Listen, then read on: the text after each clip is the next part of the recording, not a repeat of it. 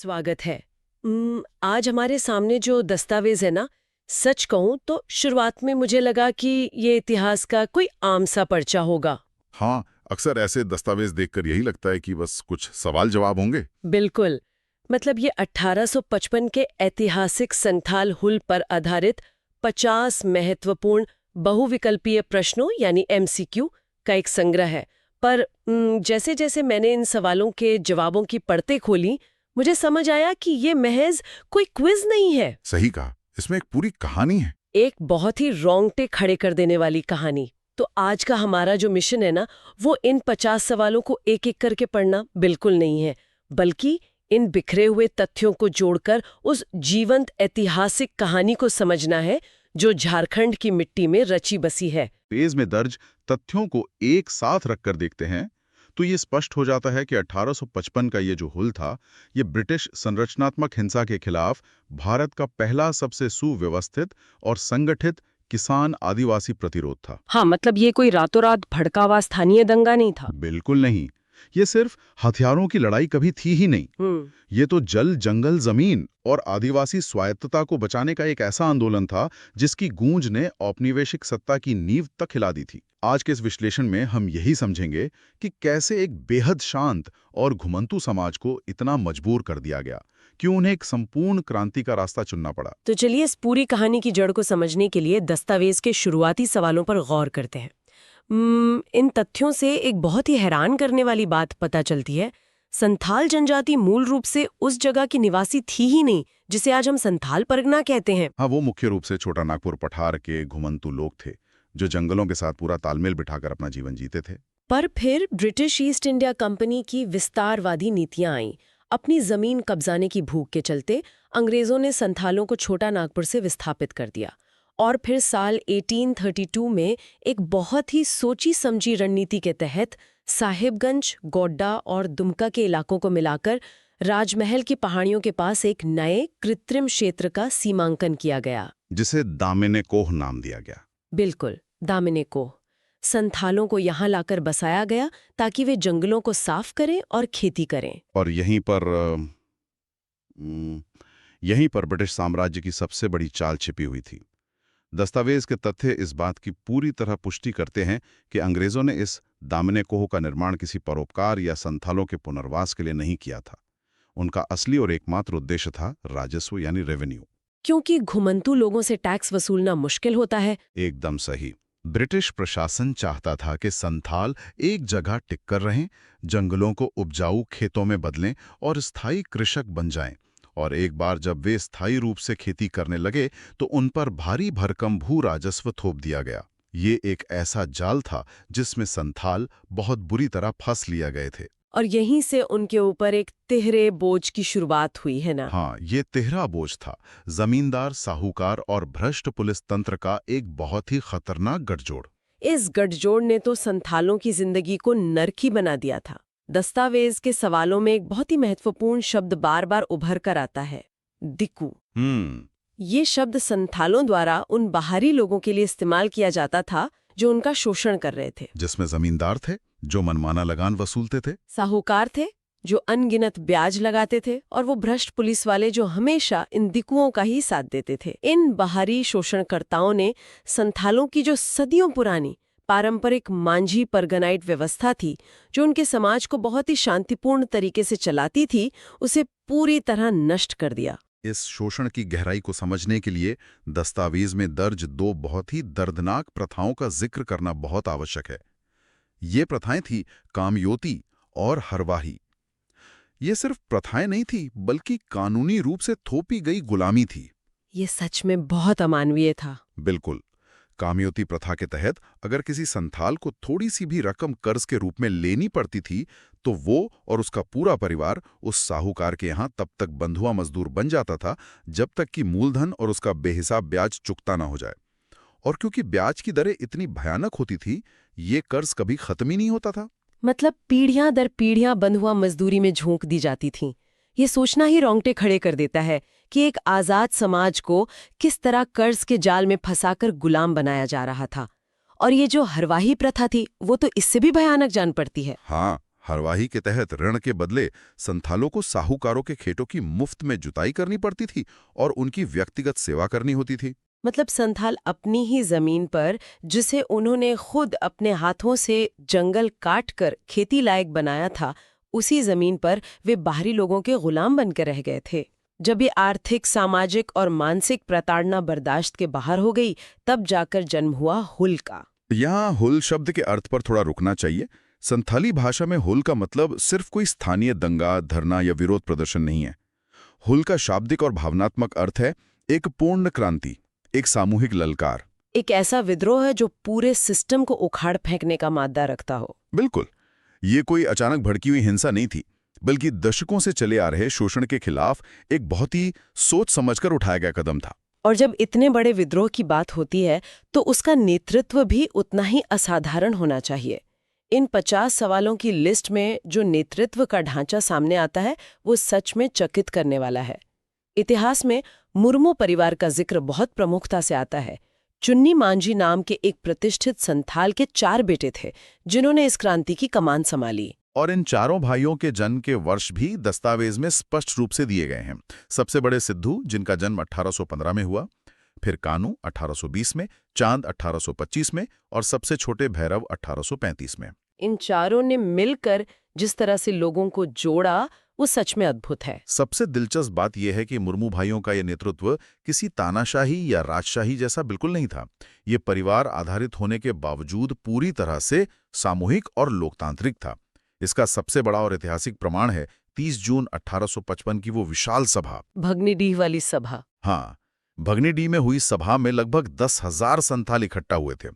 कुछ स्रोतों में यह आंकड़ा 6,000 से 10,000 के बीच बताया जाता है, लेकिन उस दौर में इतनी बड़ी संख्या में लोगों का बिना किसी आधुनिक संचार माध्यम के एक जगह जुटना ही अपने आप में एक चमत्कार था। बिल्कुल, ये कोई छोटी बात नहीं है। और उस सभा में सिर्फ भाषण नहीं हुए, बल्कि ब्रिटिश सत्ता को पूरी तरह नकारते हुए एक समानांतर सरकार यानी पैरेलल गवर्नमेंट का गठन कर दिया गया। ये समानांतर सरकार का कॉन्सेप्ट सच में बहुत आधुनिक और रणनीतिक लगता है। उन्होंने बाकायदा जिम्मेदारियां बांटी थीं। दस्तावेज बताता है कि उस सभा में सिद्धू को इस नई व्यवस्था का राजा चुना गया, कान्हू को मंत्री का पद दिया गया, चांद को प्रशासक यानी एडमिनिस्ट्रेटर नियुक्त किया गया और सबसे छोटे भाई भैरव को इस नवगठित संथाल सेना का सेनापति बनाया गया। ये एक बहुत ही स्पष्ट और सुव्यवस्थित ढांचा था। और यहाँ एक ऐसा तथ्य सामने आता है जो इस पूरी कहानी को और भी ज्यादा प्रेरणादायक बना देता है। इस युद्ध में केवल पुरुषों ने ही मोर्चे नहीं संभाले थे। मुर्मू भाइयों की 2 बहनें थीं, फूलो और झानो। इन दोनों बहनों ने इस सशस्त्र विद्रोह में अत्यंत सक्रिय सैन्य भूमिका निभाई थी।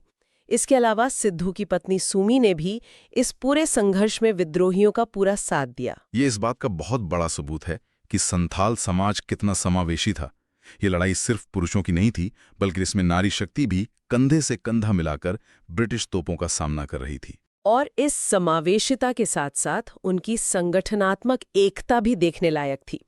संथाल समाज मूल रूप से 12 अलग-अलग गोत्रों में विभाजित था, लेकिन जब बात अपनी माटी और स्वायत्तता की आई तो ये सारे आपसी मतभेद मिट गए।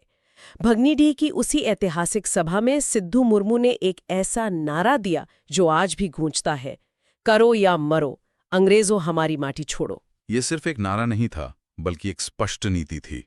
संथालों को पता था कि ये लड़ाई आर पार की है।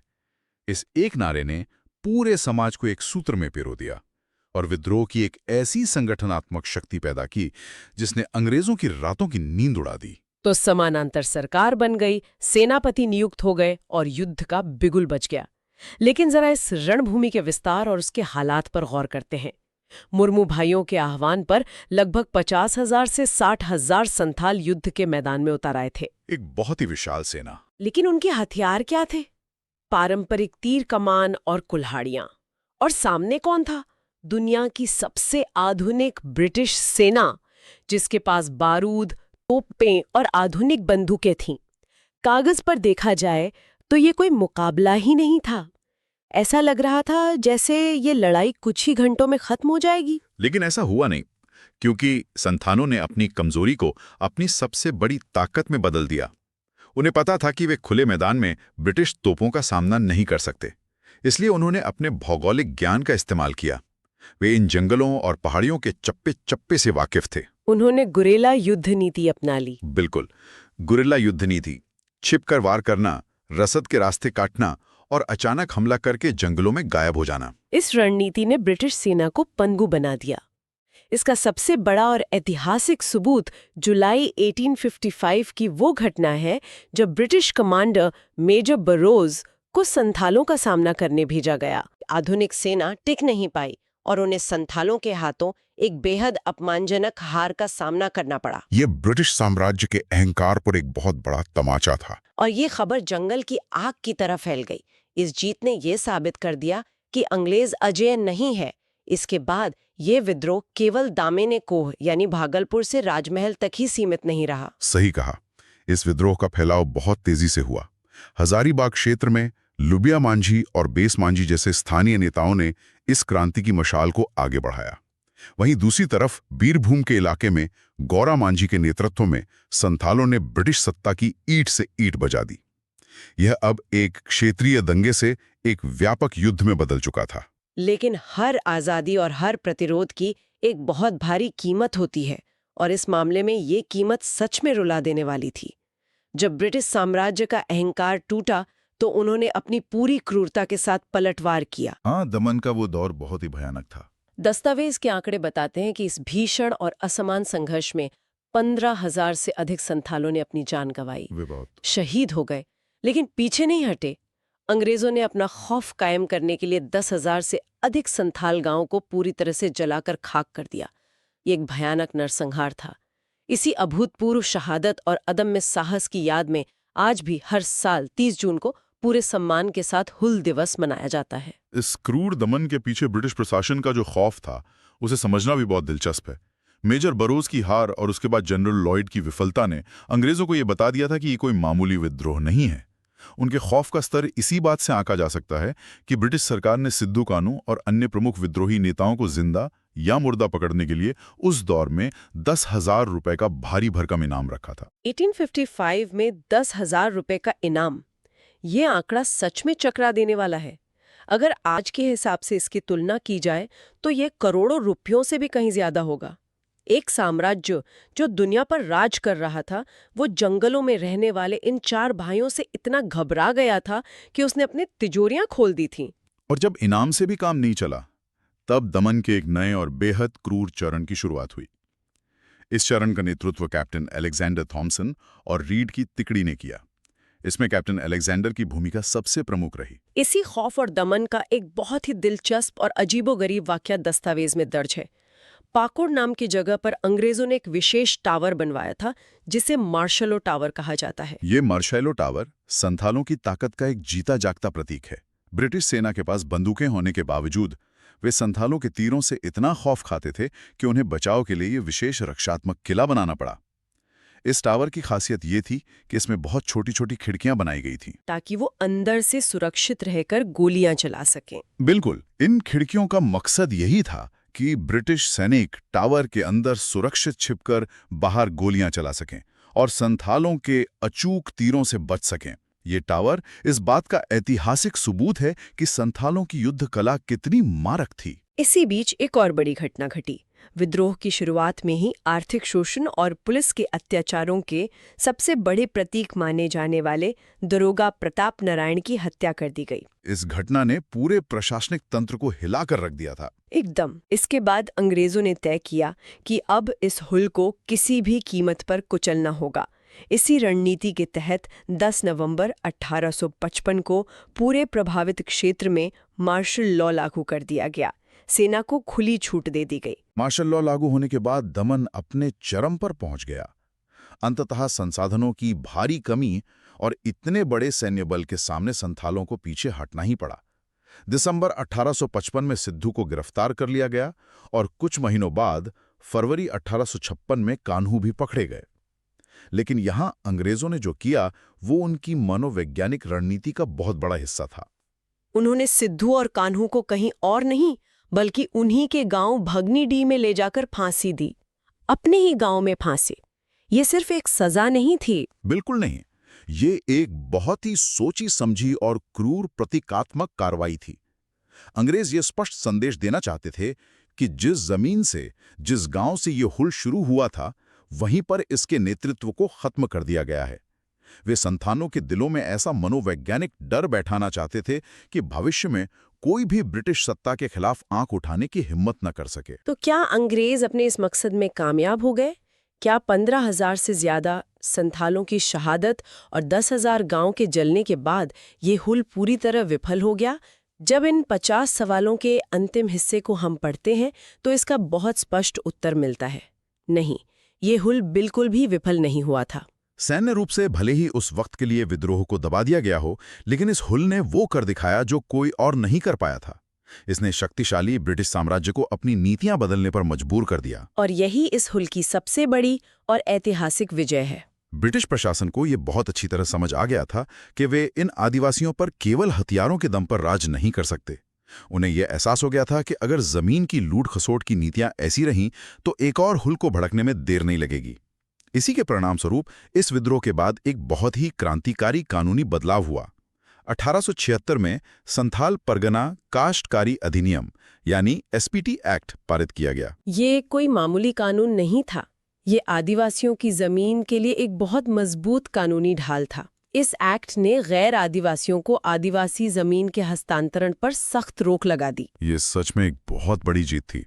इतने बड़े नरसंहार के बाद भी अपनी जमीन के अधिकारों को कानूनी रूप से सुरक्षित करवा लेना इस हुल की सफलता का सबसे बड़ा प्रमाण है।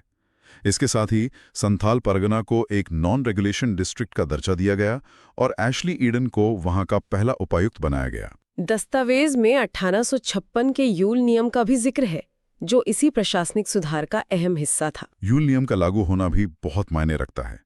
इस नियम के तहत संथालों की जो पारंपरिक मांझी परगनाइट शासन व्यवस्था थी, जिसे दिकुओं ने नष्ट कर दिया था, उसे कानूनी मान्यता दी गई और पुलिस तथा न्याय व्यवस्था के साथ जोड़ दिया गया। इसका सीधा सा अर्थ था कि अब उनके स्थानीय मामलों में बाहरी लोगों या भ्रष्ट पुलिस का दखल कम होगा और उन्हें अपने पारंपरिक तरीके से न्याय मिल सकेगा। ये सारी जानकारियां हमें बताती हैं कि कैसे एक विद्रोह ने पूरे प्रशासनिक तंत्र को बदल कर रख दिया। और अगर आज के समय में संथाल समाज को देखें तो उनकी सांस्कृतिक पहचान और विरासत बेहद समृद्ध है।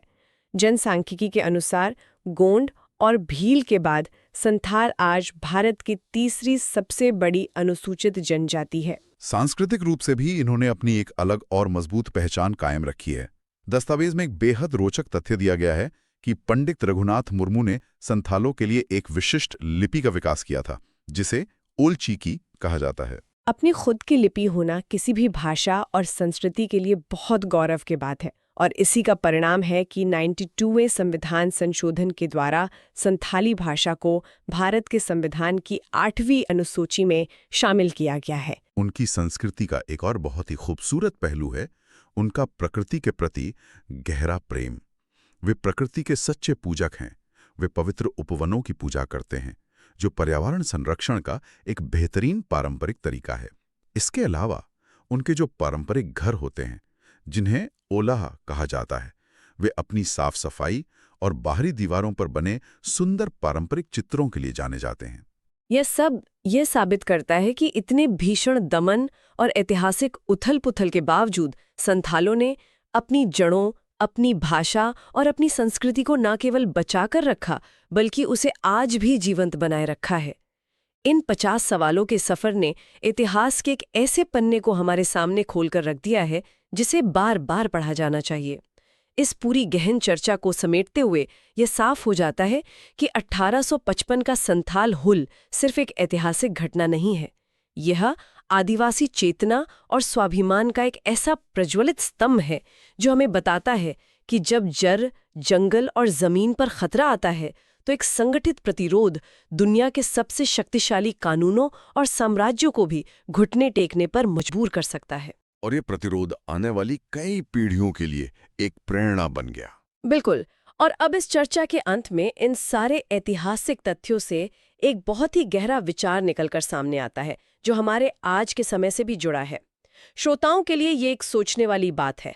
अगर हम 1855 के उस दौर की कल्पना करें, जब संवाद का कोई साधन नहीं था, कोई टेलीफोन नहीं, कोई इंटरनेट नहीं, एक ऐसा समाज जिसे पूरी तरह हाशिए पर धकेल दिया गया था, वो केवल अपनी अदम्य एकता, अपने पारंपरिक तीर कमान और अपनी माटी के प्रति प्रेम के बल पर दुनिया के सबसे बड़े साम्राज्य की जड़ें हिला सकता है। तो ये हमें आज के युग के बारे में क्या सिखाता है? ये एक बहुत ही प्रासंगिक सवाल है। आज जब हमारे पास सूचनाओं का अंबार है, हम एक सेकंड में दुनिया के दूसरे कोने में बात कर सकते हैं।